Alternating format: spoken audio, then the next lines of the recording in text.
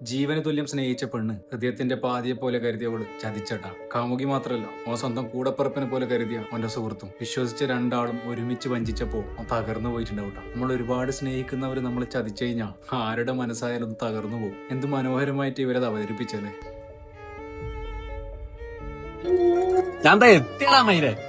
എന്നിട്ട് എവിടാ? അതിന് നീ എവിടാ? ദാ വരുന്നു. എന്തുവാടാ ഇന്ന് 2 മണിയായ?